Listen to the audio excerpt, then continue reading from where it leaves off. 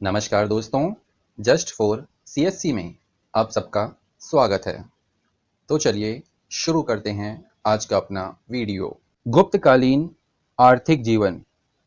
इसके अंतर्गत सबसे पहले तो हम यह जान लेते हैं कि इस समय आर्थिक व्यवस्था के अंतर्गत कृषि, उद्योग, वाणिज्य और व्यापार आदि के क्षेत्रों में उन्नति हुई थी, लेकिन फिर भी वस्त्र निर्माण उद्योग गुप्त काल का महत्वपूर्ण उद्योग था। इस समय कृषि वर्षा पर निर्भर रहती थी और कृषि संबंधी कार्यों की देखरेख के लिए कर्णिक नामक अधिकारी हुआ करते थे। मनुस्मृति से हमें पता चलता है कि भूमि पर उसी का अधिकार होता था जो सर्वप्रथम जंगल की भूमि को कृषि योग्य भूमि में परिवर्तित करता था। गुप्त काल में मुख्य रूप से 5 प्रकार की भूमियां प्रचलित थीं।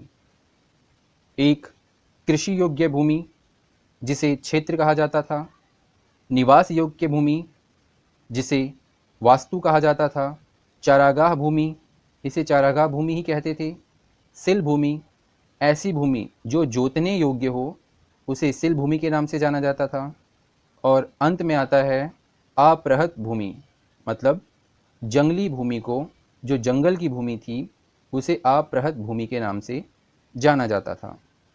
लेकिन आप सबको यह भी पता होना चाहिए कि चंद्रगुप्त द्वितीय के नवरत्नों में से एक अमर सिंह ने अपनी पुस्तक अमरकोश में 12 प्रकार की भूमियों का उल्लेख किया है।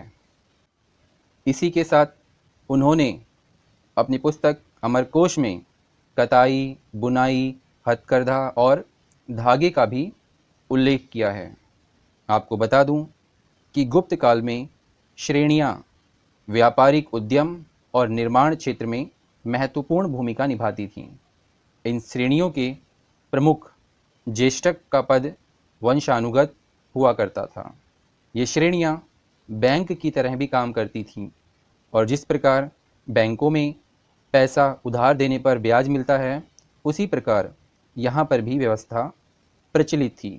लेकिन अंतर सिर्फ इतना था कि गुप्त काल में ब्याज का पैसा इस्तेमाल नहीं किया जाता था, बल्कि इस ब्याज के पैसे का प्रयोग मंदिरों में दिया जलाने के लिए किया जाता था। इसकी जानकारी हमें मंदसौर अभिलेख और इंदौर अभिलेख से प्राप्त होती है। इन दोनों अभिलेखों में इस बात का जिक्र किया गया है कि इस ब्याज के पैसे से मंदिर में दिए को जलाने के लिए तेल खरीदा जाता था। इसकी जानकारी हमें मंदसौर अभिलेख और इंदौर अभिलेख से मिलती है। आपको पता होना चाहिए कि गुप्त काल में व्यापारिक समितियों को निगम कहते थे और इसका प्रधान रेष्टी कहलाता था। इतना ही नहीं, इस समय आंतरिक व्यापार में गिरावट आई थी। वस्तुतः सामंती व्यवस्था के परिणाम स्वरूप उत्पादन की अनेकों स्थानीय इकाइयां प्रचलित हो चुकी थीं, जिसके परिणाम स्वरूप व्यापारिक गतिविधियां बाधित हुई थीं गुप्त काल में।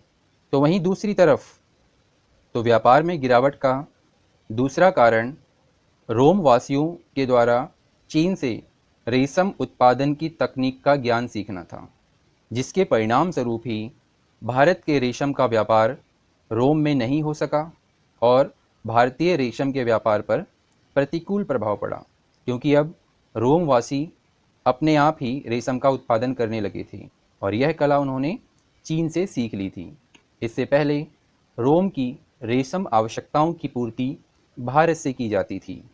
तो इस प्रकार हमने जाना कि जहाँ एक तरफ सामंती व्यवस्था के कारण आंतरिक व्यापार प्रभावित हुआ, तो वहीं रोमवासियों के द्वारा चीन से रेशम उत्पादन की पद्धति सीख लेने के बाद अंतर्राष्ट्रीय व्यापार भी प्रभावित हुआ। इन सभी के परिणाम स्वरूप हम कह सकते हैं कि गुप्त काल में विदेशी व्यापार में भी गिरावट आई और मुद्रा अर्थव्यवस्था का भी पतन हो गया। इस मुद्रा अर्थव्यवस्था के पतन का एक अन्य महत्वपूर्ण कारण यह था कि गुप्त शासकों की जो मौद्रिक नीति थी वो जनता के अनुकूल नहीं थी, क्योंकि अधिकांश गुप्त शासकों ने सर्वाधिक मात्रा में स्वर्ण सिक्के जारी किए, मतलब सोने की मुद्राएं जारी की, जिसे दिनार के नाम से जाना जाता है। और इस समय ऐसी मुद्राओं का प्रचलन बहुत कम था जो आम जनता की पहुंच में हो। इसीलिए तो फाहियान, जो कि चीन के यात्री थे, चंद्रगुप्त द्वितीय के समय में भारत आए थे। इन्होंने कौड़ियों के माध्यम से लेन देन के प्रचलन के बारे में बताया है। इन्होंने कौड़ियों का उल्लेख किया है कि व्यापार कौड़ियों के माध्यम से किया जाता था। इसी के साथ मैं आपको फिर से बता देना चाहता हूँ कि इस समय वस्त्र उद्योग सर्वाधिक महत्वपूर्ण उद्योग था। इसकी जानकारी हमें इस बात से भी पता चलती है कि कालिदास जी ने, जो कि महान कवि हुए हैं और चंद्रगुप्त द्वितीय के समय में उनके नवरत्नों में से एक थे, इन्होंने अपने कई नाटकों में विभिन्न प्रकार के वस्त्रों का भी उल्लेख किया है। इस प्रकार हमने जाना गुप्तकालीन आर्थिक जीवन किस प्रकार का था। इन सभी बातों से एक बात तो एकदम स्पष्ट हो गई कि गुप्त काल में लोगों का जीवन स्तर काफ़ी ऊंचा था। स्पष्ट रूप से हम कह सकते हैं कि नगरों के लोग विशेषकर समृद्धशाली जीवन शैली का यापन करते थे। उनका जीवन स्तर काफ़ी उच्च हुआ करता था। तो इस प्रकार अपने आज के वीडियो में हमने जाना गुप्तकालीन आर्थिक जीवन के बारे में। Thank you.